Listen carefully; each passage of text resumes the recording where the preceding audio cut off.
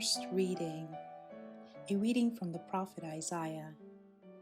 Here is my servant whom I uphold, my chosen one with whom I am pleased, upon whom I have put my spirit.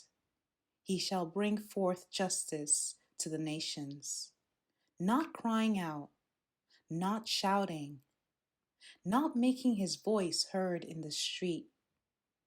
A bruised reed he shall not break, and a smoldering wick he shall not quench, until he establishes justice on the earth. The coastlands will wait for his teaching. Thus says God the Lord, who created the heavens and stretched them out, who spreads out the earth with its crops, who gives breath to its people and spirit to those who walk on it. I, the Lord, have called you for the victory of justice. I have grasped you by the hand.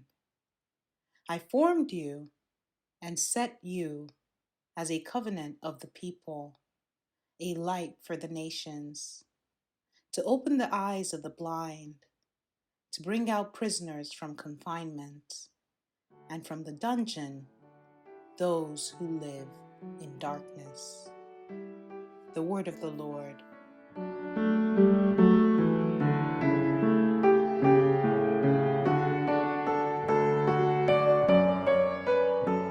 Responsorial Psalm. The response is, the Lord is my light and my salvation. The Lord is my light and my salvation. Whom should I fear? The Lord is my life's refuge. Of whom should I be afraid? The Lord is my light and my salvation. When evildoers come at me to devour my flesh, my foes and my enemies themselves stumble and fall. The Lord is my light and my salvation. Though an army encamp against me, my heart will not fear. Though war be waged upon me, even then will I trust. The Lord is my light and my salvation. I believe that I shall see the bounty of the Lord in the land of the living. Wait for the Lord with courage. Be stout-hearted and wait for the Lord. The Lord is my light and my salvation.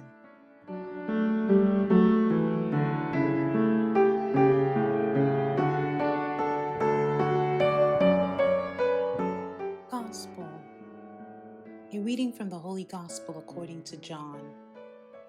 6 days before Passover, Jesus came to Bethany, where Lazarus was, whom Jesus had raised from the dead. They gave a dinner for him there, and Martha served, while Lazarus was one of those reclining at table with him.